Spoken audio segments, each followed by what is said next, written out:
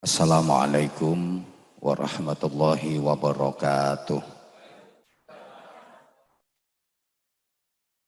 Bismillahirrahmanirrahim.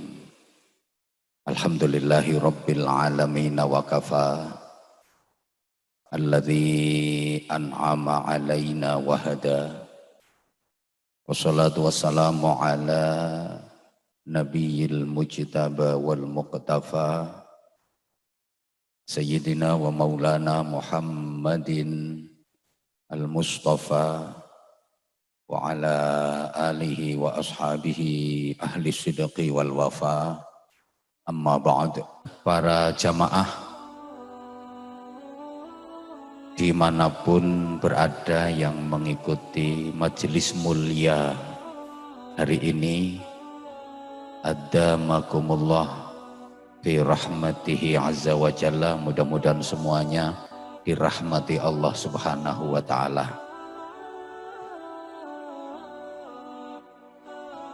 Di era pandemi seperti yang kita alami bersama dewasa ini, yang harus kita lakukan paling pokok ada dua: menjaga imunitas dan menjaga imanitas. Imun harus selalu kuat. Kalau bicara soal imun tubuh, polisi itu jagonya.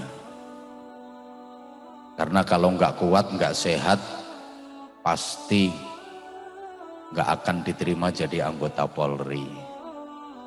Tentu caranya dengan banyak berolahraga, menjaga pola makan, pola pikir, pola hati, pola hidup, asal tidak kakean pola.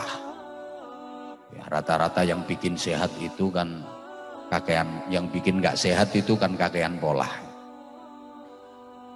Kalau soal imanitas seperti yang disampaikan Bapak Bupati tadi, memperbanyak takarrub kepada Allah melalui istighfar, zikir, sholawat, ibadah, termasuk majelis-majelis taklim seperti ini.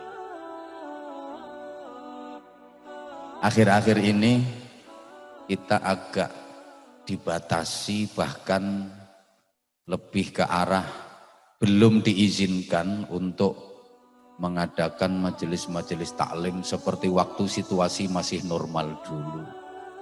Mohon izin Pak Kapolres, memang agak ironi ketika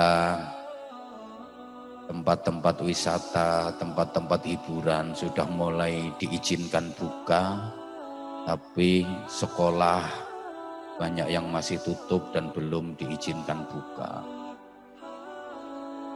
Ketika kemarin rame demo di mana-mana juga diizinkan, tapi pengajian masih belum diizinkan.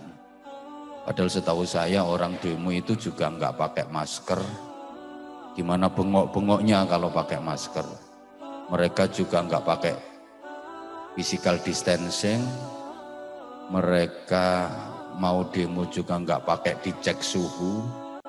Dan alhamdulillah di mana-mana berjalan aman. Ini artinya mudah-mudahan menjadi sinyal bahwa COVID-19 ini segera akan berakhir dan kegiatan kembali bisa normal. Amin Allahumma amin.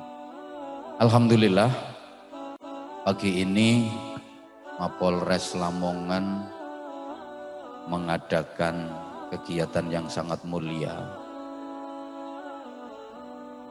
Berbagai peringatan yang tadi disampaikan Pak Kapolres tergabung dan terkemas dengan baik. Utamanya pagi ini kita menghormat Maulid Nabi Agung Muhammad sallallahu alaihi wasallam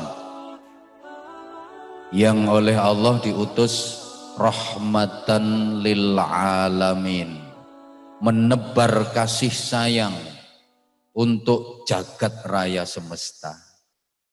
Jadi Islam itu agama rahmat, Islam itu agama cinta yang mengubah kebiadaban menjadi peradaban. Islam itu agama kasih sayang, agama keselamatan, agama yang sangat menjunjung tinggi kedamaian. Sehingga pantas ketika umat Islam di seluruh dunia merasa tersinggung dengan pernyataan dari Presiden Prancis kemarin yang namanya siapa tuh, Emmanuel Macron, Macron Mercon sama saja, yang mengatakan bahwa Islam mengalami krisis, Islam radikalis, Islam ekstremis. Tentu ini sangat menyakitkan dan melukai hati umat Islam di seluruh dunia. Saya menghimbau kepada pemerintah untuk menyatakan sikap yang tegas sekaligus harus melakukan langkah diplomatik, karena pernyataan ini bisa mengacaukan perdamaian dunia. Allahumma sholli ala Muhammad. Allahumma sholli ala Muhammad.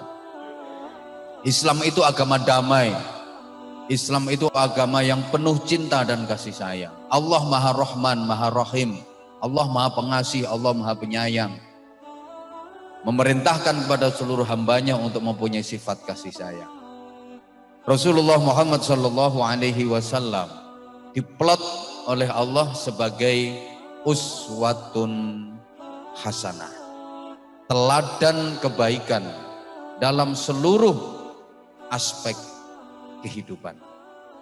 Maka urusan apapun, kalau ingin baik, tepat dan benar, kita diperintahkan mencontoh dan meneladani Rasulullah Shallallahu Alaihi Wasallam.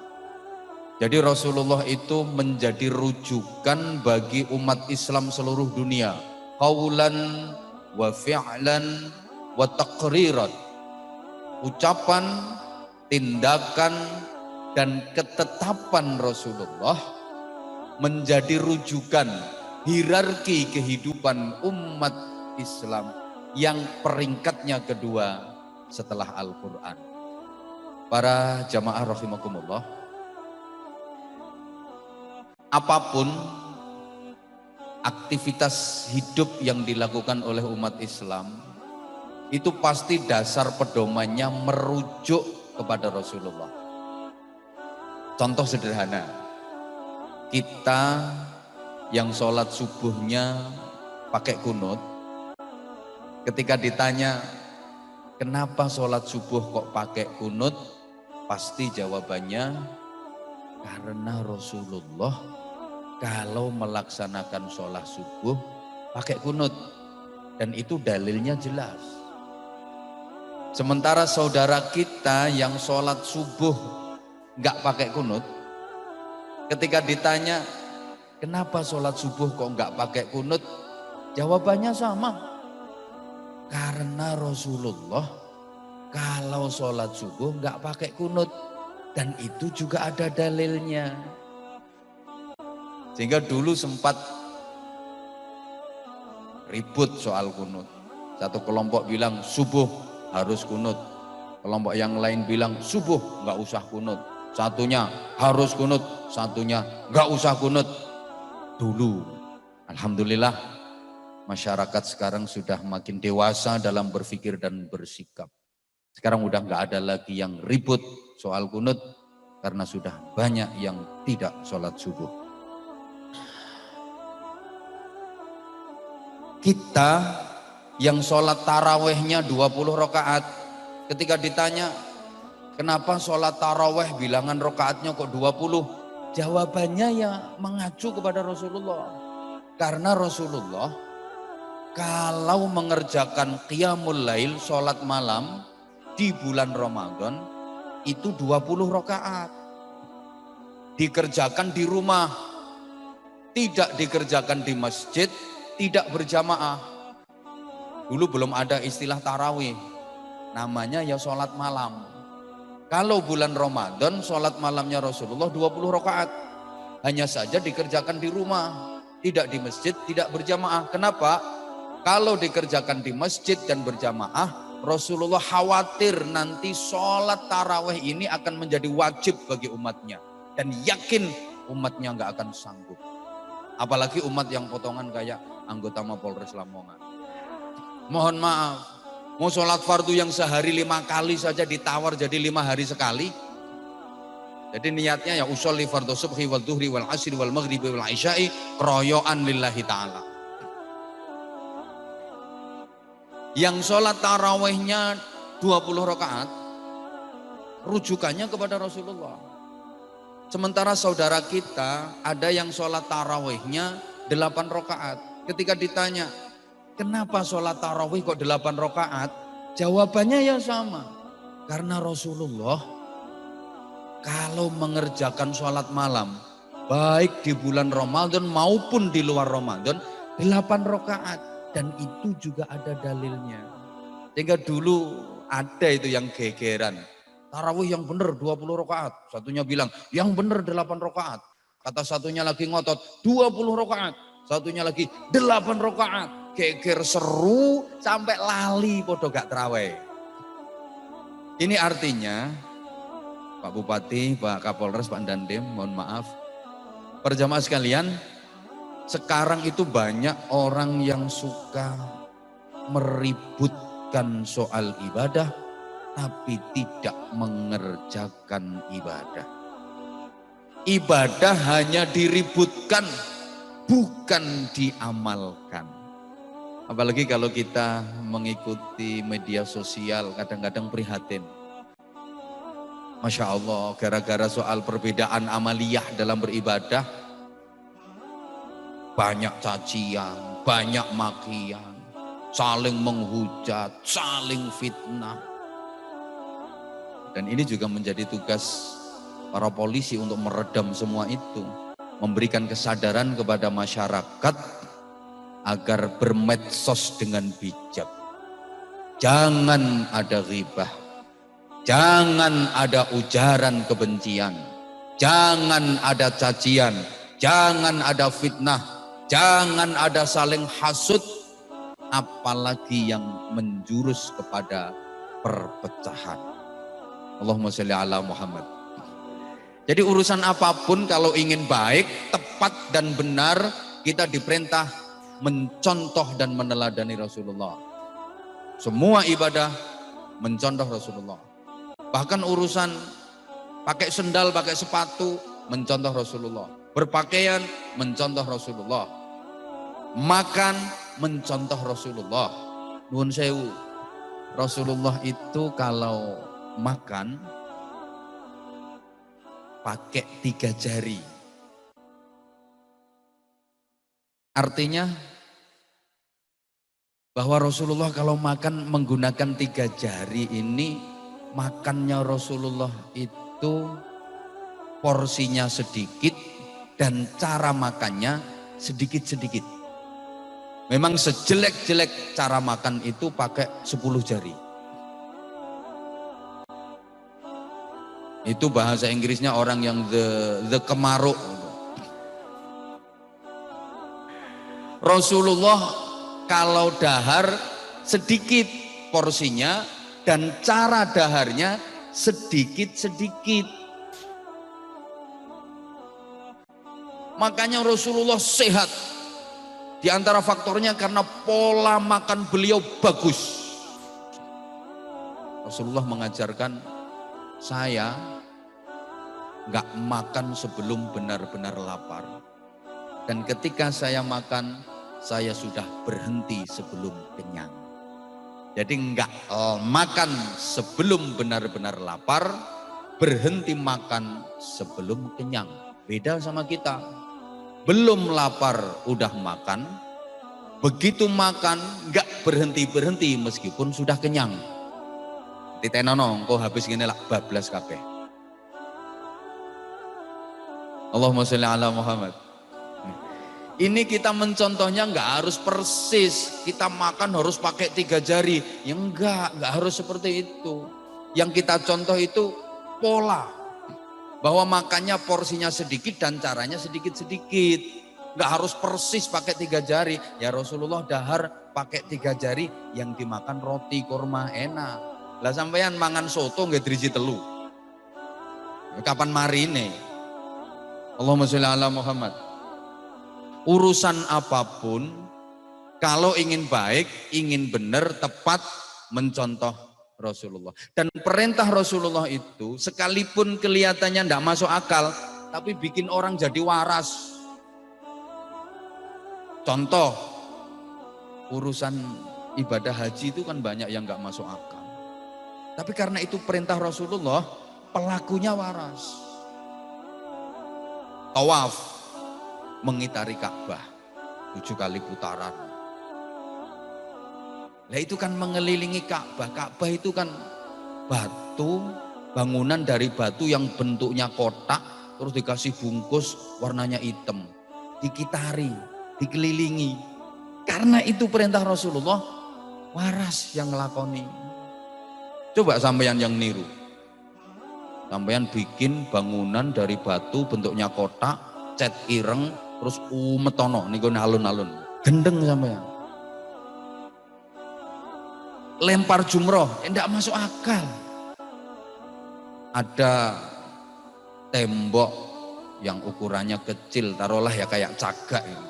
Dilempari pakai kerikil sambil baca takbir, bismillahi Allahu akbar, bismillahi Allahu akbar.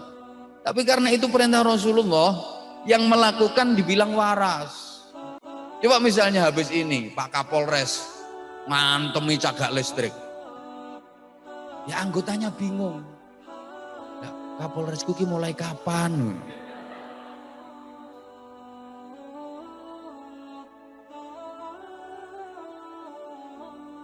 Udah sekarang biar nggak terlalu bertele-tele. Kenapa sih kita semua aktivitas hidup kalau pengen baik, tepat dan benar harus mencontoh Rasulullah? Sakjanya itu bahasa Indonesianya apa ya? Ya, sakjanya Rasulullah itu siapa sih? Ya pokoknya manut aja. Berangkat dari satu makalah, ini misalnya kok nggak pakai masker, tak suruh niruin, cuma karena pakai masker ya wis pokoknya ngerungokno ae. Boleh kok sambil main HP, boleh nggak apa-apa. Mudah-mudahan tangannya segera gudiken yang main HP. Coba sampean misalnya lagi ngomongin anak sampean, lagi nasehatin anak sampean, terus anak yang sampean omongin itu main HP sendiri, gimana perasaan sampean? Marah apa enggak? Nah aku ki ya wong padha ae. Koyok penting-penting dhewe. Paling ya update status lagi ngaji barengan Anwar Zahid itu paling ngomong. Nggak usah update, itu di live di mana-mana kok. Iya udah. Dilanjut nggak ini? Oke.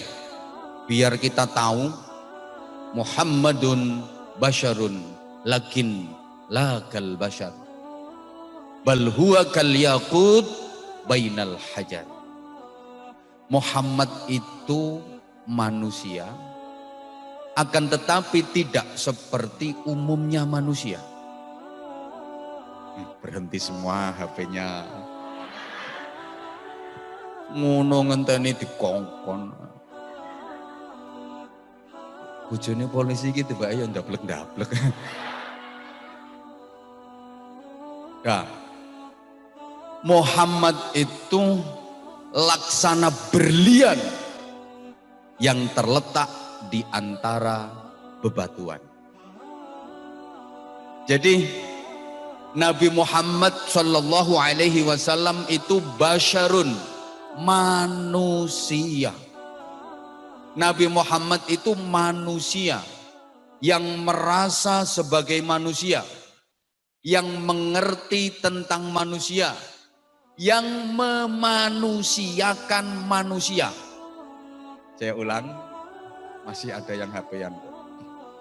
Padahal pangkatnya cuma AKP loh padahal. Wong yang AKBP saja itu loh. Berhenti HP-nya. Iku cuma AKP tak dongakno mudun dadi bribtu. Apane sing ra iso?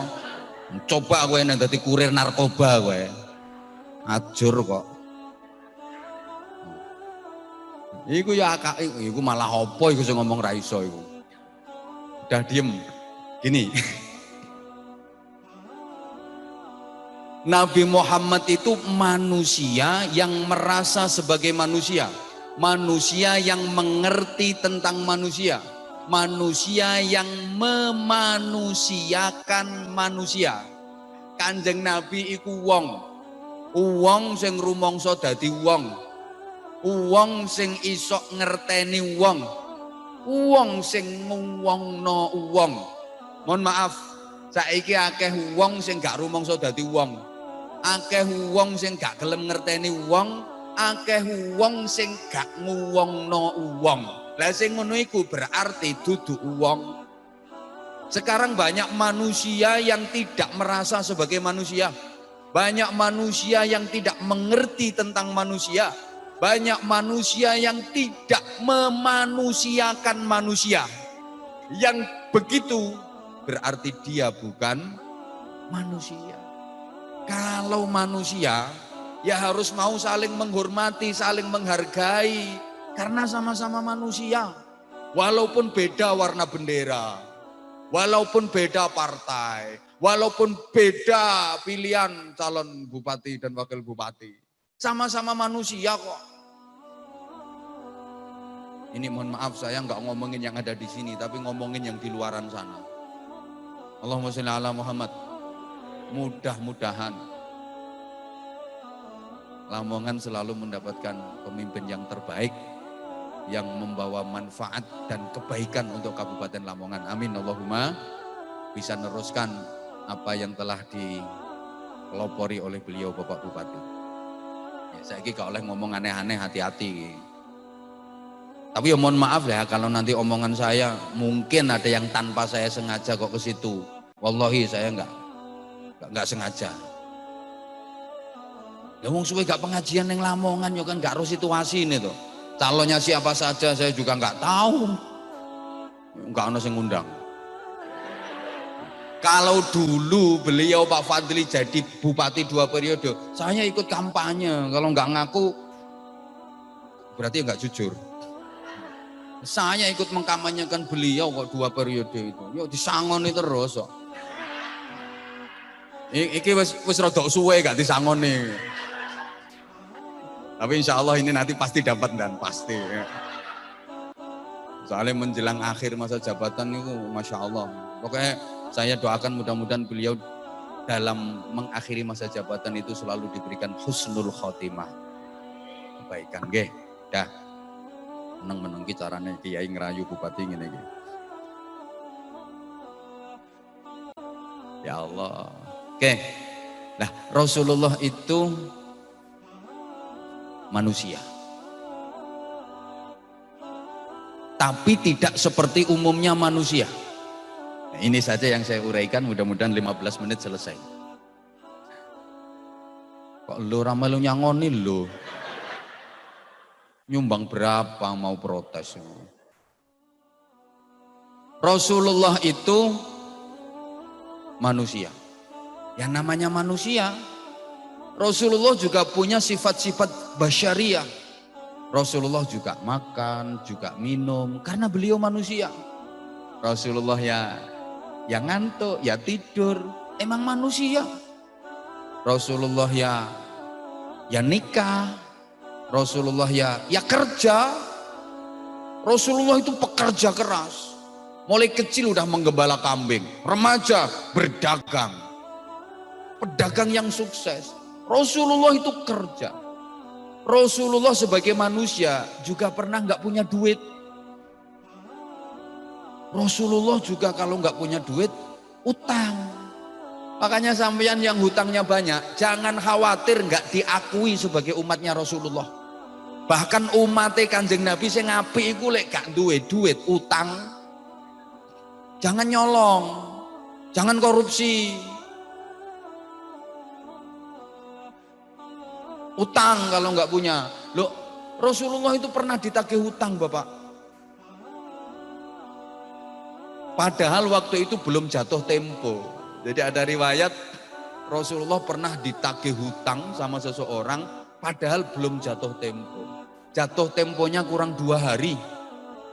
Pulang dari sholat jamaah, Rasulullah didampingi Sayyidina Utsman bin Affan, pulang dari ngimami sholat jamaah, di tengah jalan dicegat sama seseorang yang dihutangi, ditagih hutangnya. Padahal jatuh temponya masih kurang 2 hari. Ya Rasulullah, tolong bayar hutangmu ke saya, karena saya lagi butuh duit. Rasulullah menjawab, kan jatuh temponya masih kurang 2 hari. Sayyidina Utsman bin Affan tersinggung, Pak. Kamu kurang ajar, berani-beraninya kamu nagih hutang ke Rasulullah. Emang berapa duit kamu yang dihutang sama Rasulullah? Disebutin kontan, langsung cash dibayar sama Rasulullah. Maka Kapolres yang baik itu Kapolres yang gelem nyauri utangnya kiai. Jadi kalau ngundang kiai itu ditanya punya hutang enggak Pak Kiai? Kalau punya hutang, nah itu Kapolres yang baik seperti itu. Apalagi ini udah lama kena lockdown Pak Bupati. Ingon-ingon saya 1000 lebih itu makan semua. Kena lockdown pirang-pirang wulan gak nyambut gawe. Tapi alhamdulillah masih hidup semua sampai hari ini. Allahumma sholli ala Muhammad. Sebagai manusia, Rasulullah juga pernah sakit. Rasulullah kalau sakit ya berobat. Minum madu, ya ke tabib, kalau sekarang ya ke dokter. Maka umat Rasulullah yang baik kalau sakit di samping berdoa ya harus mau berobat.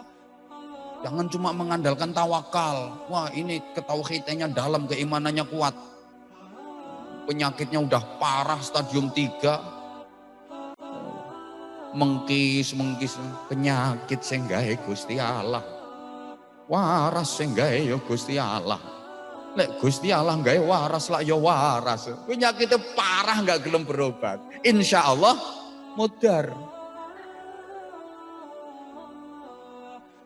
Rasulullah perang juga pernah kalah. Mohon izin komandan. Perang Uhud Rasulullah kalah. Dan dalam peperangan Rasulullah juga dikawal oleh para sahabat. Kan Rasulullah itu juga punya pengawal khusus. Kalau presiden punya pas pampres, pasukan pengamanan presiden. Nabi Muhammad juga punya pas pamnap, pasukan pengamanan Nabi. Ini komandannya namanya sahabat Zubair ibnul Awam. Komandan pasukan pengamanan Nabi. Maka ya jangan heran kalau Kapolres kemana-mana pasti dikawal sama ajudan. Pastilah ada pengawalnya. Kiai aja ada pengawalnya kok. Cuman karena ini acaranya kecil-kecilan ya nggak usah pengawal, nggak apa-apa. Alhamdulillah TNI Polri di mana-mana juga ikut ngawal polisi. Kenapa Rasulullah dalam perang kok dikawal sama para sahabat, dijaga oleh para sahabat? Karena nggak ada jaminan kebal senjata. Jangan dikira terus mentang-mentang Nabi kebal senjata. Enggak. Rasulullah memang ditunjukkan sifat basyariahnya sama Allah. Enggak ada jaminan kebal senjata. Waktu berdakwah ke Taif, dilempari batu sama orang-orang kafir, Rasulullah yang bendol, berdarah. Maka umatnya Kanjeng Nabi ku sing apik nek diantem watu yang bendol, ya berdarah. Jadi ada orang dilempar pakai batu kok nggak apa-apa, malah batunya yang pecah, ting, itu umatnya limbat itu.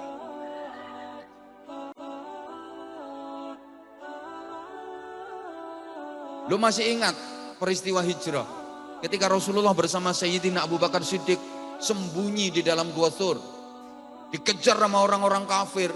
Begitu sampai ke mulut gua, ternyata ada sarang laba-laba utuh. Tapi di sisi lain ada bekas telapak kaki. Orang-orang kafir kan bingung. Ini kok ada bekas telapak kaki? Kayaknya dari sini. Masuk ke gua, nggak ada lagi kalau nggak ke gua. Tapi di pintu gua kok ada sarang laba-laba. Yang nggak rusak, andaikan dimasuki sama orang, pasti sarang laba-labanya hancur, rusak. Nah untuk memastikan bahwa di dalam nggak ada orang, Ini ambil batu orang-orang kafir, dilempar ke dalam gua. Dus, kena giginya Rasulullah. Dan giginya Rasulullah tanggal. Giginya Rasulullah itu rampal dua. Dan Rasulullah juga berdarah. Karena Rasulullah manusia. Allahumma sholli ala Muhammad. Oke, masih ada waktu sebentar. Enggak boleh lama-lama. Yang penting rukun saiki. Wong kalau terlalu lama juga enggak enak kok.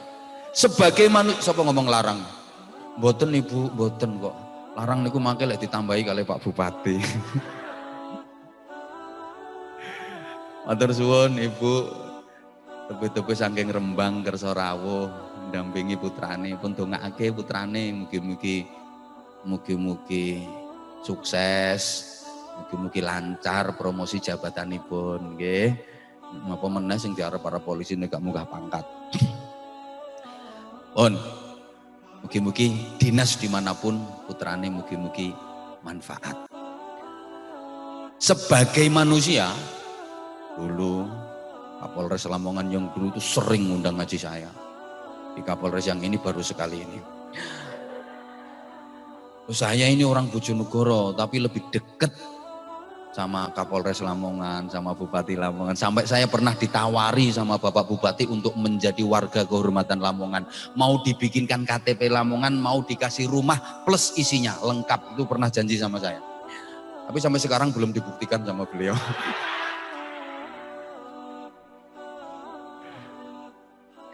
Sebagai manusia, Rasulullah juga pernah lupa. Kanjeng Nabi ku ya tahu lali. Memang manusia. Loh, apa iya Rasulullah pernah lupa? Pernah. Coba baca riwayat. Alah lek potonganmu gak kira kober maca riwayat. Tak ceritani ae wis. Rasulullah pernah lupa bilangan rakaat salat. Waktu itu jamaah salat zuhur, Rasulullah mengimami para sahabat jamaah sholat duhur. Rasulullah lupa bilangan rakaatnya. Jadi jamaah sholat duhur, makmum yang ada di saf terdepan itu adalah sahabat-sahabat yang utama. Ada Sayyidina Abu Bakar Siddiq, ada Sayyidina Umar bin Al-Khattab, ada Sayyidina Utsman bin Affan, ada Sayyidina Ali bin Abi Thalib, Abdurrahman bin Auf, Sa'ad bin Abi Waqqas, pokoknya sahabat-sahabat yang utama lah di depan di saf awal. Ya kayak acara ini yang ada di dalam gedung ini ya, pokoknya minimal AKP minimal. Guys yang pelungker-pelungkerin nonjogo kabeh. Guyu sing nonjogo. Mulane sekolah nek pengen seret-seret, pengen oleh melatih sekolah. Gak gelem sekolah sampai tuwek yang ngono iku pangkatmu. Bayaranmu ya mek sakmono iku. Mulane penggaweane malaki wong ya. Sekolah nek pengen pangkatmu dhuwur, ajur ya wis. Gak gelem sekolah pengen oleh melatih itu kon dicarane. Sing melatih nek pengen oleh bintang ya kudu sekolah meneh. Ya ora ngatasi tuwek kok. Salah, kecuali punya prestasi yang bagus. Itu loh. Kayak beliau Pak Bupati 2 periode prestasinya bagus ya. Ya mudah-mudahan ke depan bisa memimpin Jawa Timur. Kan saya pernah ngomong loh, beliau itu gak pantas belas jadi bupati, belas gak pantas, pantasnya gubernur. Aku gak ngompori, bapak gak ngompori, yang ben ditambahi sakmune ngono. Allahumma sholli ala Muhammad. Ya, saya gak terlalu sepaneng mikir corona. Ya kemarin saya di Pondok Pesantren Tabah, Ranji itu saya sampaikan bapak ya, gara-gara corona kita jadi konora. Gara-gara corona, konora ngaji, konora silaturahim, konora sholat jamaah no masjid, konora pengajian. Ya gara-gara corona malah jadi konora. Konora ketemuan, konora salaman. Ya kan? Konora sekolah. Masya Allah. Sehingga dampaknya itu, ya Allah ya Karim. Bukan hanya di dunia. Masyarakat alam kubur juga kena imbas dari corona. Lah iya, tahlilan sepi, kirim doa sepi. Jadi penghuni alam kubur itu sekarang pada lenger-lenger, Bu. Ditanya sama temennya, lapo Bu, lapo kok lenger-lenger deh? Sepi kiriman. Pirang-pirang wulan telat gak ono kiriman. Nopo? Corona. Kasihan. Makanya Bapak Bupati sudah saatnya Lamongan dibuka kembali, Bapak. Toh beres-beres, corona hilang. Nah, dan bukan manusia saja yang kena dampak, malaikat juga kena dampaknya. Lah iyalah, biasanya pengajian di mana-mana, alun-alun Lamongan itu kalau saya yang ngaji penuh, ribuan, puluhan ribu, sholawatan di mana-mana. Lah sekarang kan prei itu, ya malaikat ya sementara dirumahkan yang petugas itu ya. Jadi kena PHK. Allah ya Karim, ya Allah ya Karim, sembuh. Nah, dah. Sholat duhur berjamaah, saya tadi mau cerita itu. Sahabat-sahabat yang jadi makmum, yang di saf awal itu sahabat-sahabat yang utama. Nah, di belakang ada sahabat yang mohon maaf nggak begitu pinter, namanya Dzulyaden. Nah, itu dia softnya agak di belakang. Nek cara bahasane sampean yo, maaf ya, rontok goblok. Manggonnya di soft belakang. Ngimami sholat duhur dapat 2 rakaat. Selesai tahiyat, Rasulullah salam. Lupa memang.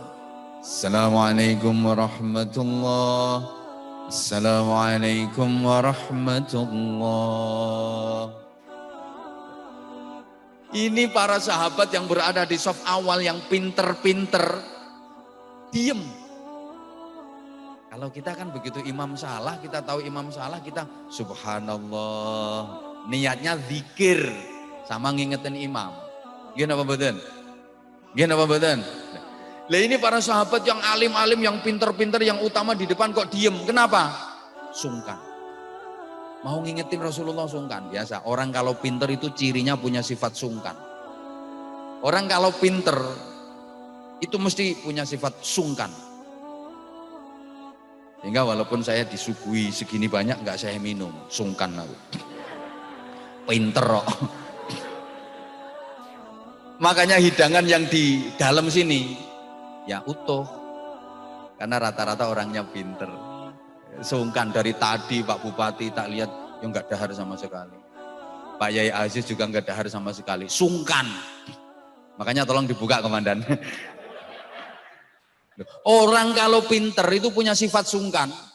Tapi nek wong goblok, rapat yang duwe isin, delok sing nang njaba, bablas kabeh wesan. Cak piring-piringe lo amblas.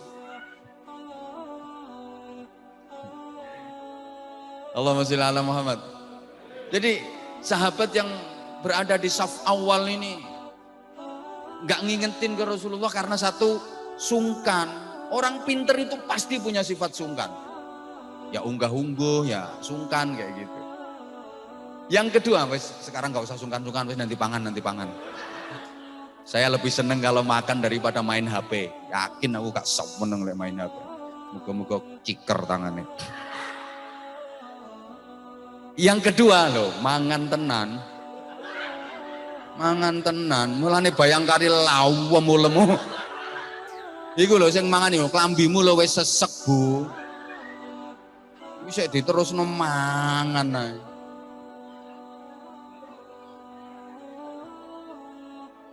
Klambimu lo wis sesek. Jangan salahin kalau suamimu berpindah ke lain body. Emang bodimu udah lagi gak menarik, bodimu mendorong. Ya aja ngono, pancen sampean sing ngono kok. Yang kedua, kenapa sahabat yang alim-alim, yang pinter-pinter, yang di depan ini gak ngingetin? Karena mikirnya gimana? Saya mau ngingetin, jangan-jangan ini sholat duhur ada perubahan. Gitu. Jangan-jangan sholat duhur sekarang direvisi.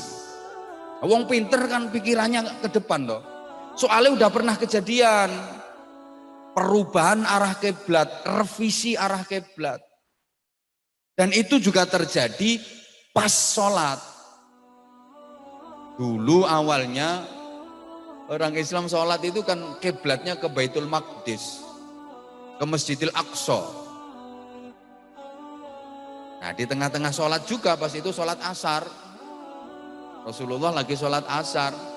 Kemudian malaikat Jibril turun membawa wahyu. Fawalli wajhaka syaqral masjidil haram. Disuruh pindah arah kiblat ke Masjidil Haram. Dan masjid tempat peristiwa itu disebut Masjid Kiblaten. Masjid dengan 2 kiblat.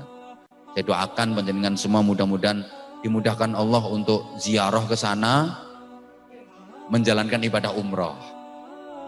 Saya nggak berani mendoakan sampean ibadah haji, karena ibadah haji itu ada syarat yang paling sulit sekarang. Apa? As-sabru bil antrian. Ya, sabar dengan antriannya itu loh. Sekarang udah 30 tahun lebih kok antriannya.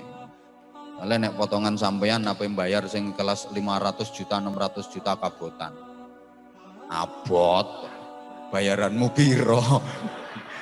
Sing iso ya kelas bupati, dandim, kapolres, iku wae sik mbek utang kok. Maka para sahabat yang pinter-pinter ini berpikir, jangan-jangan ini sholat ada revisi, ada perubahan. Makanya nggak berani ngingetin. Tapi, jamaah sekalian, yang di belakang, yang saya sebutin tadi, ada sahabat namanya Dzulyaden, yang rontok goblok itu. Bengok, dia teriak. Ya Rasulullah, anasita am qusyiratis shalah. Hai Rasulullah, apakah engkau lupa atau sekarang memang sholat itu diringkes? Zuhur tinggal 2 rakaat. Rasulullah merasa enggak lupa.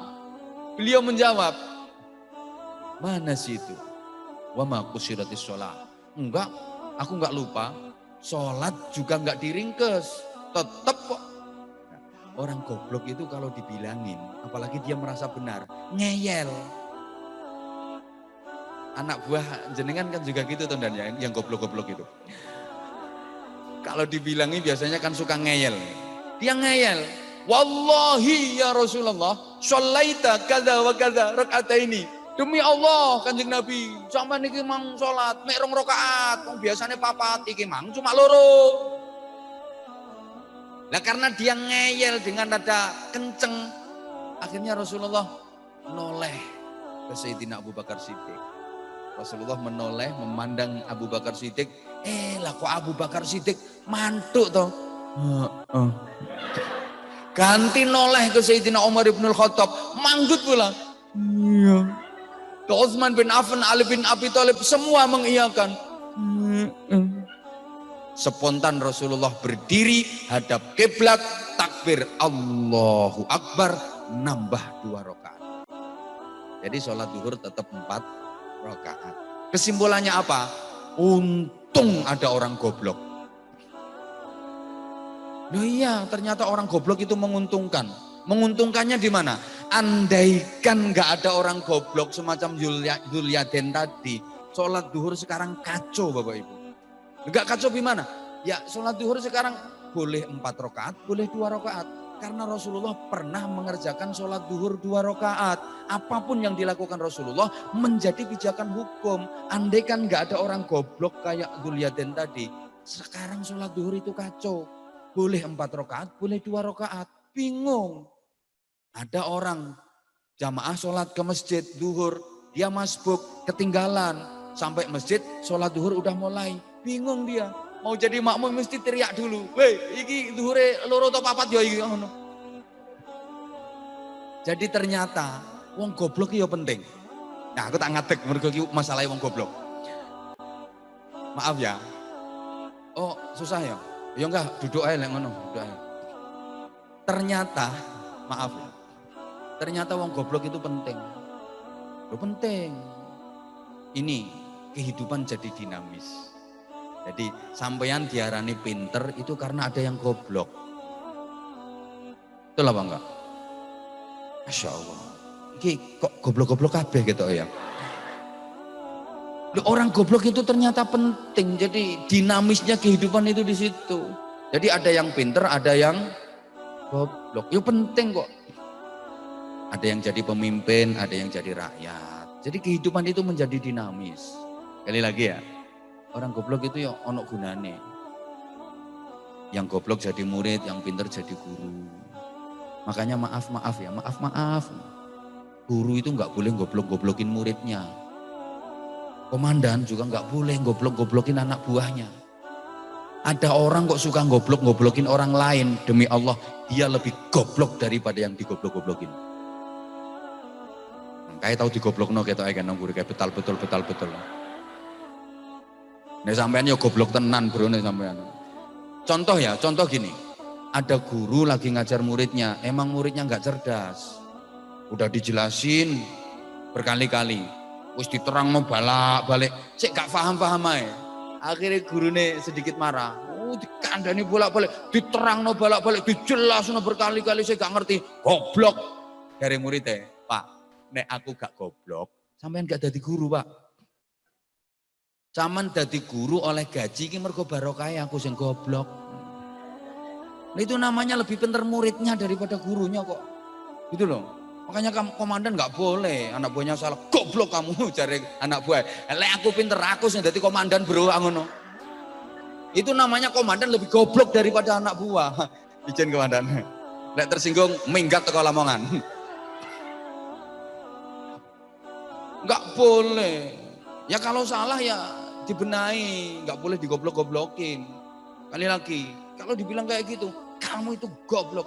Anak buah pasti bilang, iya dan saya goblok dan saya goblok. Kalau saya pinter, komandannya saya bukan kamu kan gitu tuh. Gitu loh.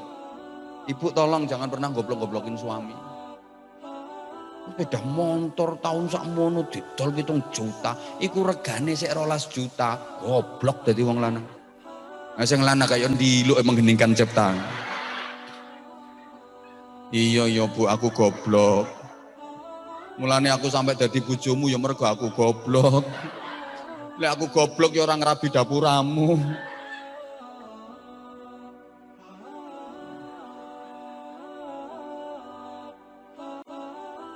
Udah makanya ini hikmahnya gini ya.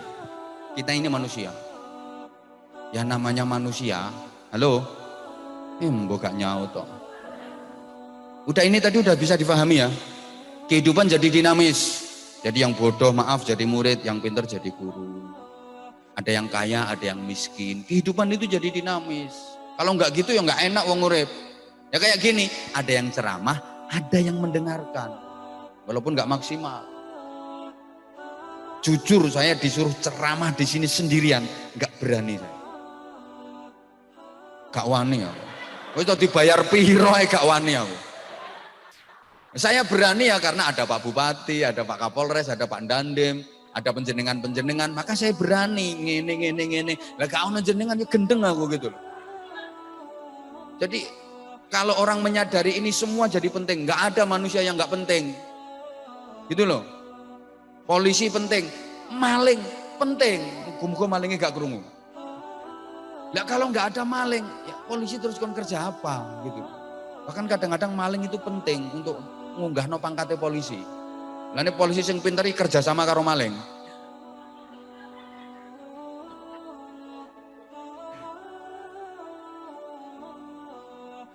Angel.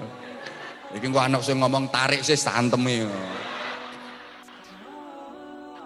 Iki pengajian iki, Bro. Ngaji tarik sih semongko. Wis wong saiki wis mbuh. Donyane iki donya apa? Allah ya Karim. Jadi kehidupan ini menjadi dinamis. Oke, berikutnya jemaah sekalian, kita dapat pelajaran bahwa kita manusia. Namanya manusia itu nggak lepas dari kesalahan, kekurangan, kekhilafan, kealpaan. Al-insan mahalul khotok wan nisyan, manusia itu tempatnya salah, tempatnya lupa. Ya namanya manusia, ada baik, ada buruk. Api tok dudu wong. Elek tok medeni wong. Yono apike, yono eleke, itu namanya manusia. Ayo kita nyadari kalau kita ini manusia. Maka kalau ada teman kita yang salah, maafin. Lek ono konco salah, sepuron soale konco sampeyan niku menungso. Understand? Ya Allah, Ibu, kalau suami salah, maafkan Bu. Ingat, Ibu manusia dan suami Ibu manusia. Ibu lek pengen duwe bojo sing gak ono salahe, aja rabi wong. Ya, gedebok telatenono Bu ya. Sapa ngomong anyep no? Ya kempiten terus ngolah anget. Kok suami ibu itu manusia, pasti ada lupanya, pasti ada salahnya. Maka kalau suami salah, dimaafin. Mergo bojomu. Wah, bapak juga begitu Bapak. Kalau istri lupa diingetin, kalau istri salah dimaafkin karena istri bapak itu juga manusia, nggak ada yang sempurna. Saman golek uang sing sempurna gak kira temu ning donya iki, sakliyane Kanjeng Nabi. Saman golek bojo sing sempurna gak kira nemu, Bapak. Wong wedok iki kadang ya cuma oleh ayune tok. Rupane wayu tapi cerewet. Dituturi malah ndadi. Kadung ngomel gak iso mandek. Mandek-mandek nek keturon tok. Lha wis keturon melek iso nerusno neh. Iki wonge teko pakai kerudung warna putih wonge. Ada yang cantik juga enggak cerewet, tapi loro-loron nyontek no terus. Habis pakai mesti suntik. Setiap habis dipakai mesti nyontekno. Dadi wong lanang kate gawe iki yo ngitung duite sik cukup gawe sontek tak gak ono sing model. Ya gitulah. Ono sing maaf rupane gak ayu, elek. Tapi sehat. Sehat. Nang kuat ngopo-opo digotongi kabeh. Yes, pokoknya angger neng pawon ini sembarang digodoki kabeh. Rupane elek tapi sehat, nggak pernah sakit. Sambar peteri lo murup kok. Saking sehatnya. Yo kulitnya teko logam. Yo ngono iku Bapak. Sorry ya. Kadang wes kok. Kadang istri itu cantik.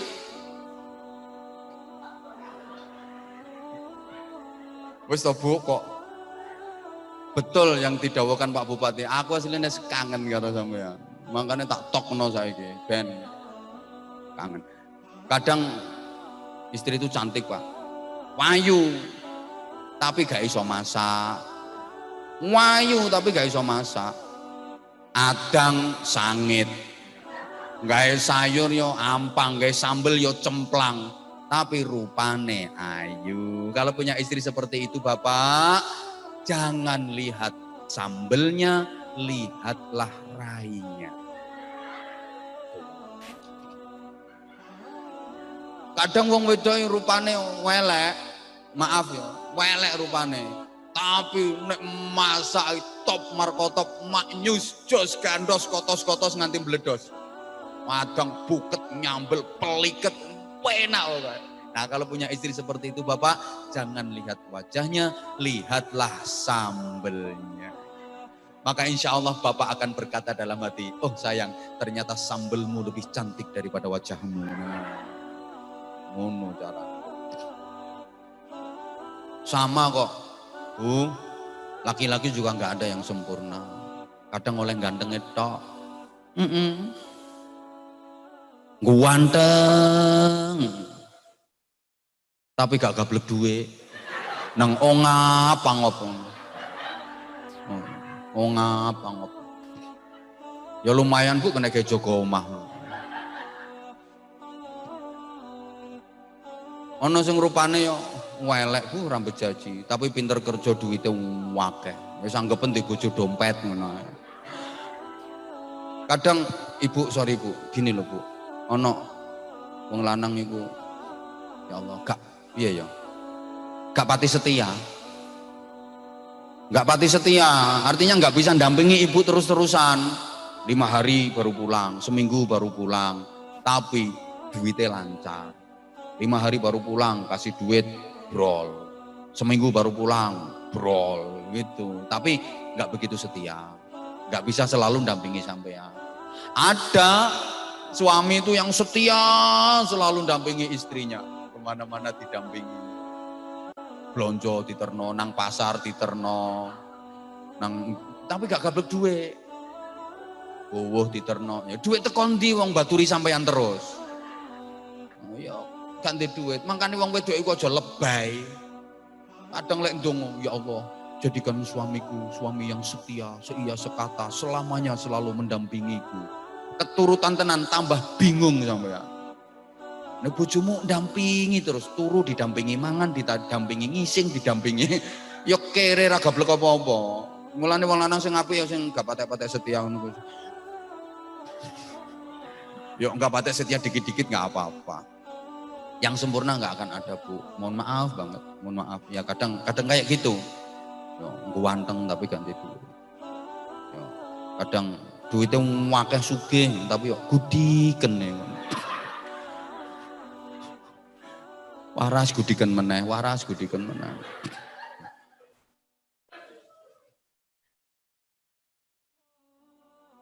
Udah.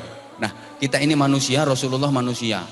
Kita disuruh mencontoh Rasulullah yang manusia. Jadi nyambung. Allahumma sholli ala Muhammad.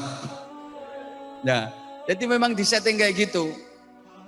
Kita manusia dikasih teladan Rasulullah yang manusia mencontoh manusia, nyambung. Kayak kucing disuruh mencontoh kucing, nyambung.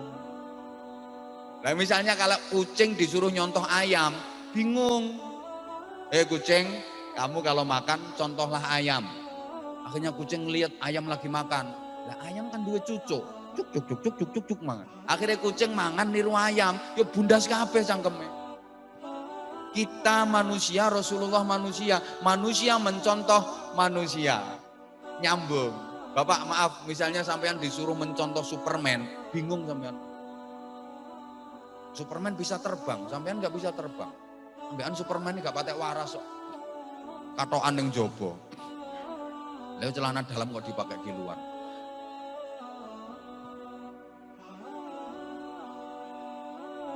Kita manusia. Misalnya kita disuruh mencontoh jin, nggak bisa, nggak nyambung. Kita disuruh mencontoh malaikat, yang nggak nyambung. Loh, dilanjut nggak ini? Ya nggak apa-apa, sebentar lagi. Oke, ya kayak gini. Misalnya kita sholat berjamaah, imamnya manusia, makmumnya manusia, nyambung. Misalnya sampean sholat jamaah, sampean jadi makmum, imamnya malaikat Jibril, nyonyor sampean. Nah, rakaat pertama habis Fatihah yang dibaca Quran sampai khatam. Rakaat kedua habis Fatihah baca Quran sampai khatam. Lo malaikat kan nggak kenal capek. Malaikat juga duwe kesel. Zaman tahu krungu ono malaikat pijet. Malaikat sontek, enggak punya capek. Coba misalnya kayak pengajian ini, yang ceramah manusia, yang mendengarkan juga manusia, nyambung. Kebayang nggak misalnya yang ceramah ini malaikat Israel? Kabur kabeh sampean. Nah, kalau malaikat kan la akla la nauma wala syurbalahum. Jadi kalau malaikat itu ndak makan, ndak minum, ndak tidur, memang malaikat.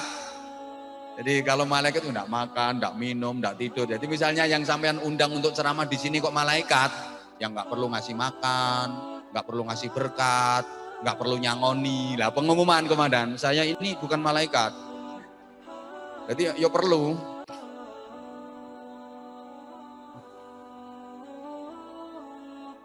Allahumma sholli ala Muhammad. Nah, itu sisi beliau manusia. Sekarang dari sisi lakin lagal bashar, akan tetapi tidak seperti umumnya manusia. Para jamaah sekalian, Nabi Muhammad itu manusia yang tidak seperti umumnya manusia. Kenapa? Karena beliau mampu bermain dalam ranah intelektual ketuhanan. Halo? Halo? Kok beliau bisa bermain dalam ranah intelektual ketuhanan? Oke, sekarang kita buktikan. Saya nanya tolong dijawab. Ibu bapak percaya sama Allah apa enggak? Percaya sama Allah apa enggak? Udah pernah ngelihat Allah? Kok bisa percaya? Halo bapak ibu, mohon maaf, tolong dijawab lagi. Percaya adanya malaikat Israel apa enggak? Percaya apa enggak? Udah pernah ketemu? Nah, siapa yang pengen cepat ketemu ngacung tak fatihai. Mumpung dino Jum'ah iki mandi. Yang makan ini kayaknya cepet ini. Yang dari tadi makan gak henti-henti. Ibu maaf, percaya adanya alam kubur apa enggak? Udah pernah ke sana? Kok percaya ya padahal belum pernah ke sana? Percaya adanya malaikat mungkar nakir apa enggak? Udah kenal? Ada yang punya nomor WA-nya? Halo, percaya adanya hari kiamat apa enggak? Nah, terus kiamat itu tanggal berapa nanti? Nah, ini percaya adanya Allah, padahal nggak pernah ngelihat. Percaya adanya malaikat Jibril, malaikat Mikail, malaikat Israel, padahal belum pernah ketemu. Percaya adanya alam kubur, padahal belum pernah ke sana. Percaya adanya hari kiamat, padahal nggak tahu kapan kejadiannya. Kok bisa percaya? Karena yang membawa berita itu bukan manusia sembarangan. Karena yang membawa kabar itu adalah manusia yang mampu bermain dalam ranah intelektual ketuhanan. Wa ma yantiqu 'anil hawa in hiya illa wahyun yuha. Wa ma yantiqu 'anil hawa in huwa illa wahyun yuha. Semua yang disampaikan Rasulullah, yang dikatakan Rasulullah itu tidak berasal dari kemauan sendiri, bukan dari keinginan sendiri, tapi semua berdasarkan petunjuk wahyu saking ngarsanipun Gusti Allah. Allahumma sholli ala Muhammad. Nah, berikutnya sebagai teladan Rasulullah sangat menganjurkan kerukunan. Sehingga jenengan sering dengar kan, kun kal yaden wala takun kal udhunain. Jadilah kamu seperti kedua tangan, jangan seperti kedua telinga. Kita disuruh jadi seperti kedua tangan, jangan seperti kedua telinga. Apa filosofinya? Tolong dijawab lagi. Halo? Kita disuruh seperti kedua tangan. Halo? Tangan kita dua, betul? Tangan kita dua, betul? Beda apa sama? Loh kok iso samai loh? Saya ngomong samai berarti tangannya kiwa karo. Ya beda lah kanan sama kiri. Beda. Tapi rukun. Beda. Tapi saling menghormati, saling menghargai, saling mengerti. Buktinya ketika tangan kiri gatel tanpa diperintah, tangan kanan datang ngukur. Oh kiri kamu gatel ya, sini tak kukur. Demikian pula ketika tangan kanan yang gatel, tangan kiri tanpa dikomando. Oh sampean gatel, tak kukur. Gatel karo kukur-kukuran. Halo? Tugasnya beda, fungsinya beda. Tangan kanan ini untuk urusan yang baik-baik. Jabat tangan pakai tangan kanan, tanda tangan pakai tangan kanan. Dada pakai tangan kanan. Dah. Kita golek ane sing ayu. Dah. Izin komandan. Dah. Pakai tangan kanan. Cium jauh. Pakai tangan kanan. Terima duit. Pakai tangan kanan. Tangan kiri nggak pernah iri. Karena dia sadar. Aku seksi kebersihan. Tugasku awok-awok. Ada tamu, aku nggak mau ikut. Itu urusannya kanan. Silahkan. Tangan kiri ono tamu melu-melu. Mangga. Malah dikamplengi wong. Tugasku seksi kebersihan. Tapi tangan kanan nggak mentang-mentang. Dia pengertian. Oke kiri, emang aku yang bagian api-api. Terima duit aku. Tapi nanti kalau udah dapat duit, tak beliin jam yang pakai kamu loh. Rata-rata jam tangan dipakai di kiri. Tak beliin cincin yang pakai kamu gitu. Ora dirungokno kok. Kalau lagi jalan, masing-masing juga saling menghargai. Kanan maju, kiri mundur ke belakang. Oh kamu maju, aku ke belakang. Kiri maju, kanan mundur ke belakang. Coba podong ngeyele, jalan maju bareng tangan iki tengen. Kowe vampir. Coba kalau kita mau seperti ini. Beda profesi, beda fungsi, tapi mau kerjasama, saling melengkapi. Pak Bupati sama Pak Kapolres sama Pak Dandim tugasnya beda-beda, tapi saling melengkapi. Yes, gak ditambahi ya wes. Yang kedua sekarang dari sisi akhlaknya, Allahumma sholli ala Muhammad. Nah, dari sisi akhlaknya Rasulullah itu dipuji sama Allah. Wa innaka la'ala khuluqin azim. Sungguh engkau Muhammad berada pada budi pekerti yang sangat mulia dan agung. Dan Rasulullah juga memproklamirkan innama bu'itsu li utammima makarimal akhlak. Sesungguhnya aku hanya diutus untuk menyempurnakan akhlak-akhlak yang mulia. Para jamaah sekalian, akhlak kita diperintah mencontoh Rasulullah memang dari hal akhlak. Kalau kita mau mencontoh fisiknya Rasulullah, nggak mungkin bisa. Rasulullah itu ganteng, gagah, sempurna. Lenek kula sampean wis kayak ngene iki lah. Disuruh mencontoh akhlaknya. Nah, udah dari akhlak lahirlah yang namanya takwa, dan takwa adalah kasta tertinggi manusia di sisi Allah. Nilai manusia itu dari akhlaknya, dari takwanya. Maaf, nilai manusia bukan dari fisiknya. Ya kalau sapi semakin banyak dagingnya semakin bagus, semakin lemu semakin mahal. Nek uang kan enggak. Kok umpama wong sing paling apik sing paling lemu, iki sing regane paling larang yo kae. Lemu dhewe kae. Bukan dari situ. Kalau burung yang dinilai dari suaranya.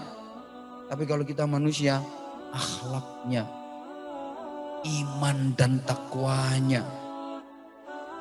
Nah, kalau udah bicara takwa, mohon maaf semuanya, profesi jadi nggak penting. Karena inna akramakum indallahi atqakum. Sesungguhnya yang paling mulia dari kalian di sisi Allah adalah yang paling bertakwa. Kalau udah bicara soal takwa, mohon maaf, profesi jadi nggak penting lagi. Profesi jadi nggak penting lagi. Apapun profesimu nggak penting. Yang terpenting adalah nilai ketakwaanmu. Artinya apa? Profesi itu hanya wasilah. Profesi itu hanya sarana untuk menggapai ketakwaan. Oleh karena itu, jadikan profesi kita sebagai sarana agar kita menjadi muttaqin, orang-orang yang bertakwa. Karena inna sa'yakum lasyatta, sesungguhnya profesimu itu macam-macam, dan ibadah itu sesuai profesi memang. Saya sering sampaikan, kalau kiai, ya ibadah yang berpahala besar ya yang ngaji. Ulang ngaji, zikir, wiridan, sholawat, itu.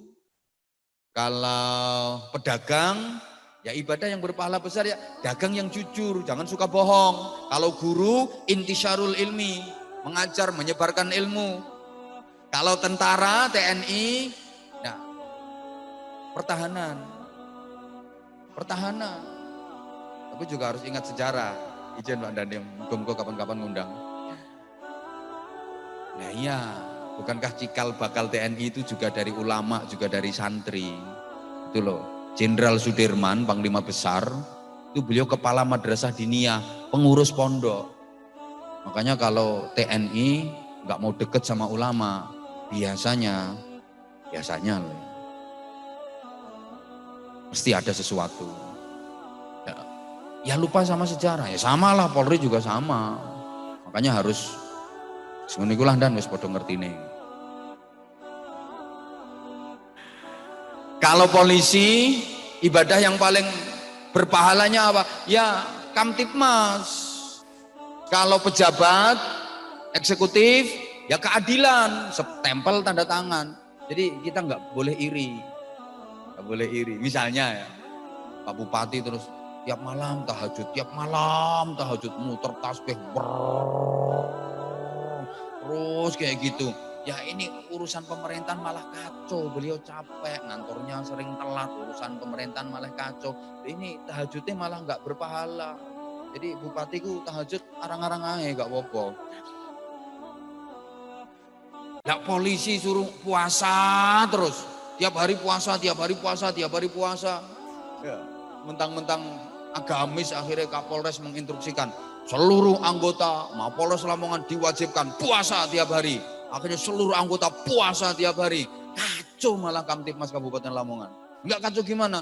Ada orang lapor, Pak, sepeda motor saya hilang Pak. Urusi diri aku lemes. Ya kacau. Kalau orang kaya ibadahnya nyumbang. Gitu loh. Kapolres kaya, ya double. Ya Kamtipmas ya nyumbang. Bupati kaya, double. Ya kebijakan nyumbang. Itu caranya. Dah, yang terakhir. Gak les suwe-suwe yuk. Yang terakhir, alhamdulillah kita oleh Allah kurang. Enggak yang nanti ngundang lagi. Ini Pak Bupati mau ada acara ini dan soalnya saya tahu. Yang terakhir alhamdulillah kita ditakdir Allah menjadi umat yang terbaik. Ini barokahnya Nabi kita, Nabi yang terbaik, sehingga kita ditakdir menjadi umat yang terbaik. Dan Nabi kita itu sayang banget sama umatnya. Rasulullah punya cita-cita besar, sehingga Rasulullah minta didoakan sama kita. Dongakno ya muga-muga cita-citaku berhasil. Dongakno muga-muga cita-citaku berhasil. Apa cita-cita besar Rasulullah itu? Ingin agar seluruh umatnya masuk surga. Gak ada satupun yang masuk neraka. Ya pemimpin yang baik seperti itu memang. Sama beliau Pak Bupati juga gitu. Doakan mudah-mudahan Lamongan aman, mudah-mudahan Lamongan sejahtera. Saya harus hati-hati memilih kata Bapak, karena ini mendekati pilkada. Nanti kalau ada kata-kata yang nyerempet-nyerempet ke situ saya salah nanti. Selalu seperti itu. Kenapa Rasulullah minta didoakan? Biar kuat. Jadi sampai ketika Rasulullah ditawari sama Allah, wahai Muhammad, aku kasih kamu permintaan apapun yang kamu minta akan aku kasih. Wala sawfa yu'tika rabbuka fatardo. Kamu minta apa tak kasih. Sekarang kamu minta. Bagaimana reaksi Rasulullah? Ya Rabb, la Allah, wa wahidun min ummati finnar. Ya Allah, aku tidak akan pernah ridho, aku tidak akan pernah merasa puas selama masih ada satu saja umatku yang di neraka. Yang membuat aku ridho, yang membuat aku senang, yang membuat aku puas adalah jika seluruh umatku masuk surga. Jadi Rasulullah itu menginginkan agar seluruh umatnya masuk ke surga. Saking cintanya Rasulullah sama umatnya. Ya Allah, maka besok di akhirat Rasulullah itu masuk surga duluan, masuk surga pertama. Terus Rasulullah keluar lagi, ngapain? Nyari umatnya. Cari mau diajak masuk ke surga. Mungkin dia Bayangkari Polres Lamongan kok durung ketok. Padahal Bojonegoro udah masuk semua dipimpin Anwar Zahid. Allah ya karim. Nah siapa yang paling cepat dijumpai sama Rasulullah, kemudian disyafaati, dibela oleh Rasulullah untuk diajak masuk ke surga? Yang paling banyak membaca sholawat kepada Rasulullah. Yang berusaha keras untuk mencontoh dan meneladani Rasulullah. Tentu sesuai dengan profesi masing-masing. Ya, saya sama Pak Kapolres ibadahnya ya beda lah. Saya disuruh melaksanakan tugasnya Pak Kapolres, jelas saya nggak sanggup. Apalagi Pak Kapolres suruh ngerjain tugas saya, ya beda, ibadahnya beda. Maka jangan dikira surga itu monopoli para kiai saja. Jangan dikira kalau kiai pasti masuk surga, lihat-lihat. Jangan dikira kalau polisi terus, iya. Bahkan saya sering sampaikan polisi itu nanti masuk surganya bisa lebih dulu daripada kiai. Yang jujur. Iya, yang benar. Ya, ini saja yang saya sampaikan. Ya 1 jam lewat. Mudah-mudahan ada manfaat. Selamat bertugas seluruh anggota Polri. Mudah-mudahan diberikan kekuatan. Apalagi di situasi seperti ini, tugas Polri makin berat, makin kompleks. Yes, ngadepi demo. Yes, pokoknya pengamanan macam-macam. Dan untuk Kabupaten Lamongan khususnya, mudah-mudahan pelaksanaan pilkada diberikan keamanan, kelancaran, sukses, melahirkan pemimpin yang terbaik untuk Kabupaten Lamongan. Segala salah dan khilaf, saya Anwar Zahid yang doif dengan segala keterbatasan, mohon maaf yang sebesar-besarnya. Demikian dulu Pak Kapolres, Pak Dandim, Pak Bupati, mohon maaf. Kalau masih kurang ya kapan-kapan bisa ngundang lagi. Asal cocok insya Allah berangkat. Ya kalau nggak cocok ya ngapain berangkat. Itu saja. Kayaknya Ibu Ketua Cabang Bayangkari udah inden kayaknya ini, nyatet-nyatet ini. Pak jangan lupa nanti pesennya Pak Kiai gitu kayaknya. Saya tahu tulisannya Ibu. Mohon maaf sekali lagi, mohon maaf. Pak Bupati mohon disiapkan.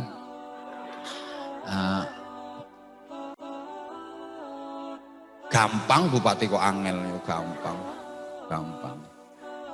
Sekali lagi mohon maaf dan mohon maaf. Subhanakallahumma bihamdik. Asyhadu an la ilaha illa anta. Astaghfiruka wa atubu ilaik. Wafaqanallahu wa iyyakum lima yuhibbu wa yardah. Wassalamualaikum warahmatullahi wabarakatuh.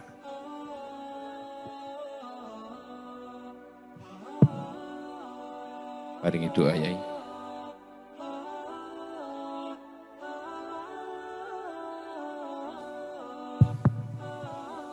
Doa mohon dengan hormat diimami oleh beliau Al-Mukarram Bapak Kiai Haji Abdul Aziz Khairi.